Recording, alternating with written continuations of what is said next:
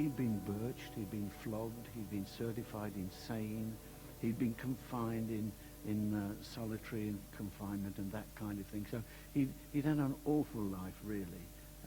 And then when he got to Brampton, he escaped, and he went into a house and he terrorized the people in the house with an axe.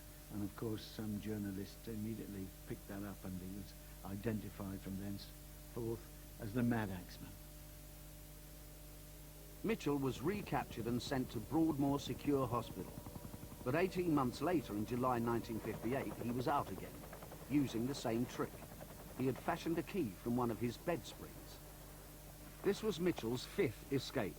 His aim was to be transferred back to a normal prison. Typically, it was thanks to Mitchell himself he was caught. He met 2 down-and-outs in Bournemouth. After boasting he was the Mad Axeman, he told them he was heading home on the next coach to London. They told the police, and the bus was stopped. He had been free for just 36 hours. On information, the coach was stopped at Hartley Row, and Mitchell was taken off it.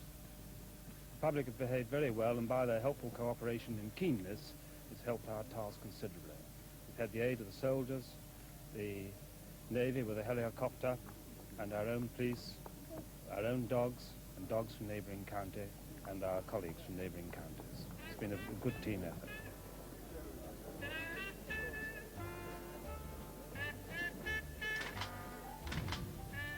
Mitchell relished his short time in the limelight, but didn't realise how much of a monster he had become in the public eye. There are a crowd of women and children here, and policemen and warders watching him being brought back.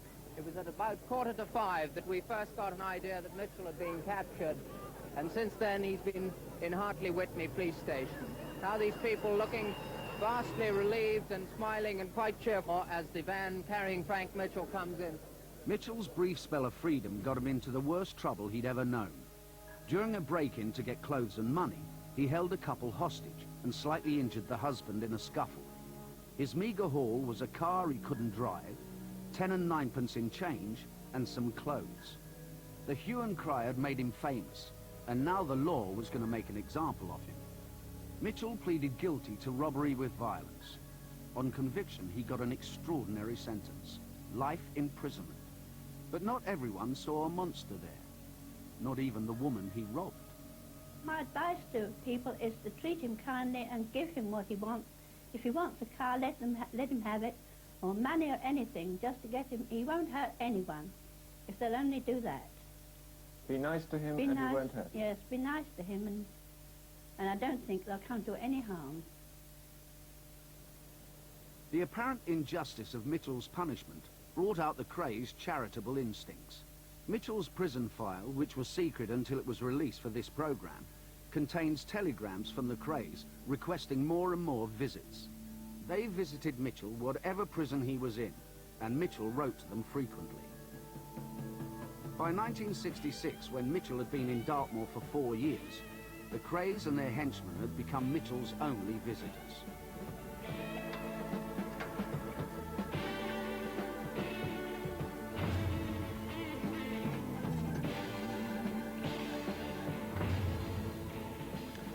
Right from the beginning, my dad told Frank to stay away from the Krays, because he'd end up in big trouble. Well, he just took no notice. They was his mates, and he just hung around with them. Mitchell wrote scores of letters to the Kray family home in Valence Road, Bethnal Green. We have obtained the ones which were stopped by the prison authorities because they showed Mitchell's growing frustration at having served 8 years of his life sentence with still no prospect of a release date. I've tried to avoid trouble. I act the mug. But if they're going to keep pushing me, I've got to play my hand the other way. Can't take anymore. Well, I've got so I don't worry what happens to me anymore. What chance have I got of getting out if they won't give me a chance to do my time like the other lads? Mitchell's family was not aware of the depth of his growing frustration, but they did know and worry about the influence the Krays had over him. One Christmas, they knocked at the door and threw some money up the passage and said it was a Christmas present from Frankie. The Mitchell family lived in Old Ford Road. The Cray visit was not welcome. Mitchell's father, Sam, rushed into the street throwing the bundle of notes after the twins. He did not want his son, much less his family, tainted by association. We was just an ordinary family. I mean, our family wasn't gangsters, because Frankie was in trouble. None of us was in any trouble, and because of Frankie, people portrayed us as trouble. Do you think the Krays set out to genuinely help Frank? No, because Frankie was big.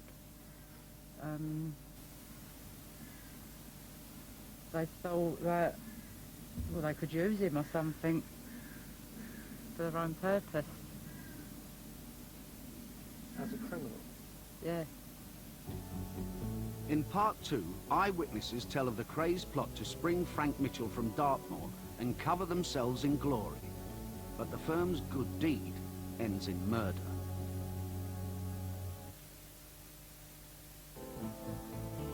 Dartmoor's punishment block is the most forbidding part of this forbidding place. But in all Mitchell's 4 years at the prison, he never once ended up in the punishment cells. Just as the Krays were adopting Frank Mitchell as a good cause, he was tiring of his role as scourge of the system. The Dartmoor files show Mitchell, now 37, in danger of becoming a model prisoner. In October 1966, senior staff at Dartmoor carried out the review that followed a prisoner completing 8 years of a life sentence. The Deputy Governor noted, "He must be given something to aim at, and there is only one target which can be set, a date of release. If he is not fit for a date to be named now, he never will be." The Governor wrote, "I have recommended before that he should be given a date for release, no matter how far ahead, and I recommend it again now." The Governor, Dennis Malone, and other senior staff at the prison clearly sympathised with Mitchell's plight. Mitchell petitioned the Home Office for a date of release many times without success. He wrote that he was choked at serving a life sentence even though he had not killed anybody, and complained of watching murderers being released ahead of him and feeling like a dead man. As petition after petition failed, the Governor decided to reward Mitchell with the highest privilege a Dartmoor prisoner could earn, a place on the so-called honour party, which worked on the moor, outside the prison. The message was that we trust you. You had to give your word that you weren't going to escape. That's why it was called the honour party. And was a stepping stone and a signpost that somewhere in the future there was possible release. The honour party worked at a place called Bagator, about 12 miles from the prison. It had places for just 6 of Dartmoor's 600 prisoners, based at this lonely hut. Their job was to repair fences, to keep livestock off the nearby army firing ranges. They cooked their own meals and were trusted to work unsupervised for long periods. When severe weather closed in, they sheltered there, and Mitchell revealed his naivety about the world outside prison. He did have a curiosity about family life, how to treat children and, you know, how does somebody spend their life with one other person, you know, marriage, and what does that mean? There were 2 crucial things about Frank Mitchell the authorities did not know. First, during one of his rare spells out of jail, he had fathered a child, which he died without seeing. Secondly, he was increasingly falling under the influence of the Krays. Members of the firm would hide money for him on the moor. As police investigating his murder discovered, Mitchell was leading a life like no other Dartmoor prisoner. Although he cooperated with the officers in charge of the party, he also went off to public houses. He, at one stage, took a taxi from one of the pubs and went into Tavistock to buy budgerigar. I saw him a fortnight ago yesterday at the Elephant's Nest. That's a local pub, is it? That's right, yes. I had a telephone message to take him to Exeter. I went up to the pub. He said he didn't really want to go to Exeter. He just wanted to go into Oakhampton to buy a budgie.